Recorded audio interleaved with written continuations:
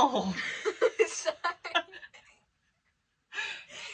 Hey guys, this is Keely. Welcome back to my channel.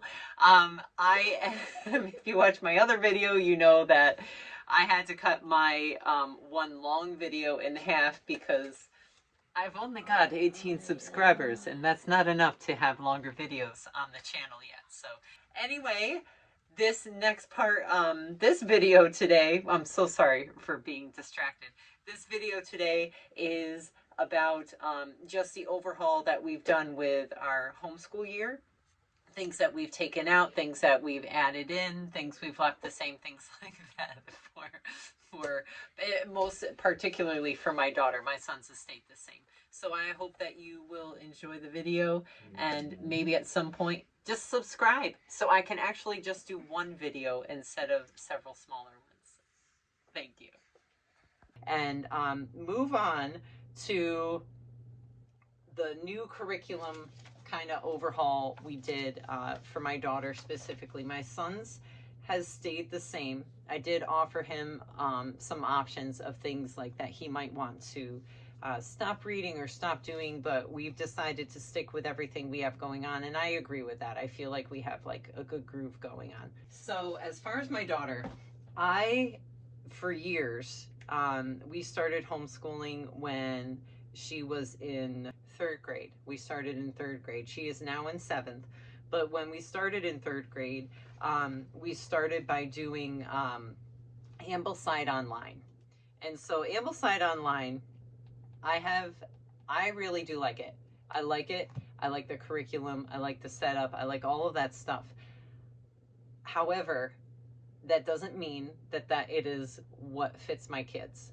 And I will say this, 3 kids that I've homeschooled, one has since graduated. It's rather rigorous, in my opinion. In that first year, I really tried to stick with the schedule and was like, it was like we were like hardcore, like get it.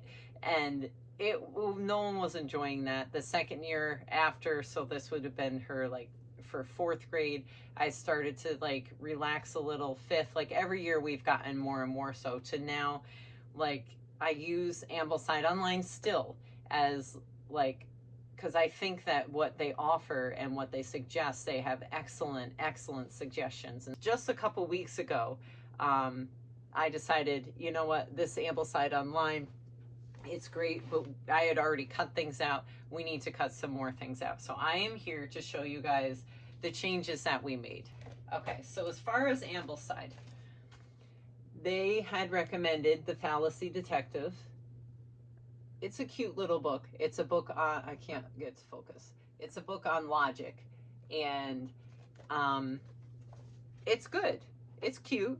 It's short. The chapters, like the lessons are really short. Like here's lesson 24, and then just like one flip and you're done.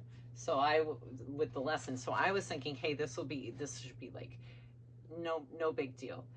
I had her start to read it herself, and then she didn't really like it, so I was like, let me just jump in and help her out with it, and I didn't really like it.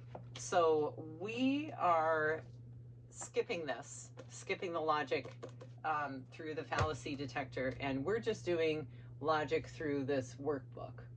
I have not started it yet. It's Mind Benders, and it's just, you know, really tackling things like, this just doesn't want to focus, like deductive reasoning and problem solving that way. So that was one switch that we made. This was the Ambleside. This is what we're going with.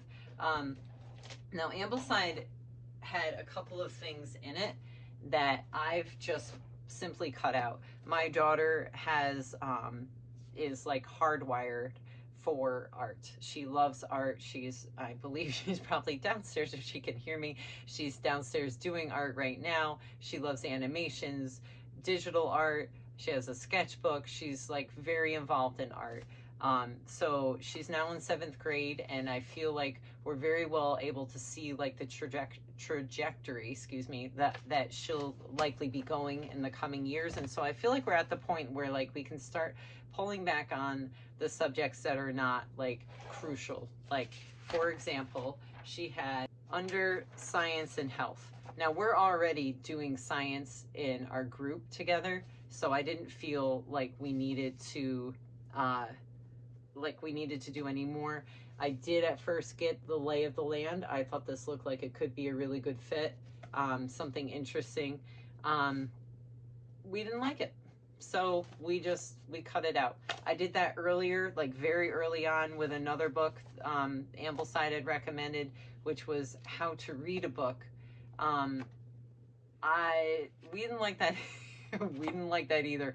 And it's scheduled, I remember from my oldest, it's scheduled in high school. Well, I bought the book, so we'll revisit that, see if it's something she wants to do. The Age of Chivalry. We had done The Age of Fable, 4th, 5th, and 6th. It was 3 years to read it. It was interesting. I wouldn't necessarily say it was a tough book, but it was interesting. Could we have done without it? We definitely could have. I don't know, but we liked them when we were reading them. I'm currently reading it with my youngest. But the same person that wrote Age of Fable wrote Age of Chivalry. And this has to do with King Arthur and the Knights of the Round Table, things like that. It's a relatively interesting looking book.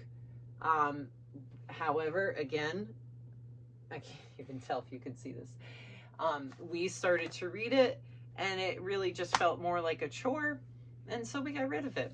Now, mind you, I wish I could tell myself from 5 years ago that these were things, hey, in 5 years from now, you're just going to drop books just because they don't work.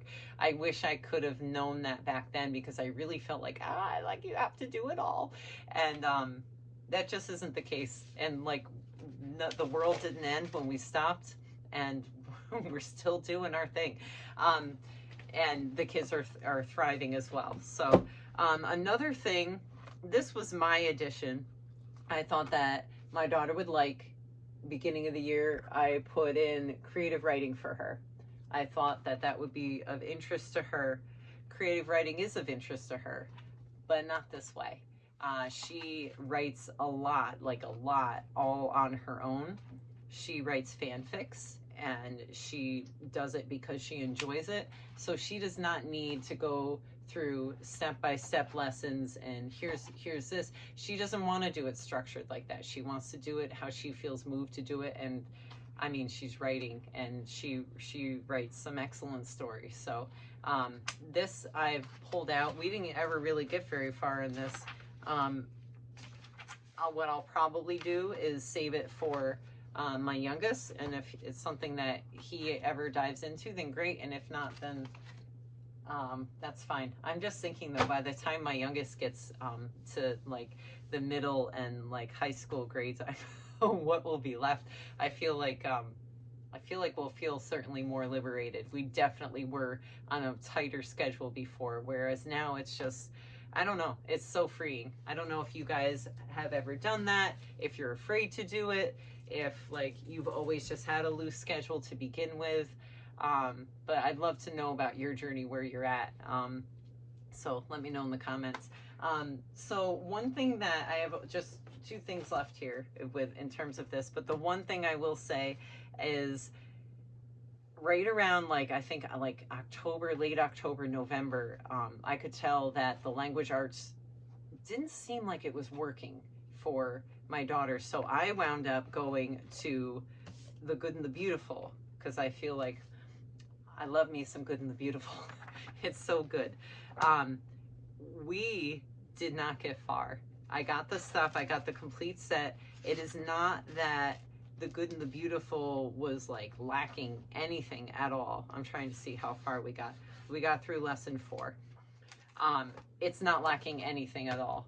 But we had already started, and we're enmeshed in some of the books, some of the things that we were doing. We'd really designed, if you go back to one of my original videos from the beginning of the school year, you'll see we really had designed everything. Her grammar was coming from this place, and all the things, we already had it set up. So having this and then trying to leave what we already had set up, and actually a lot of it we found out we wound up actually enjoying. It didn't work for us. So I believe this is for level 7. I will set this aside.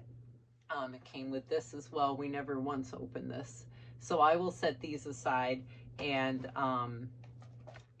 see if it's a good fit for my youngest when he gets to this grade.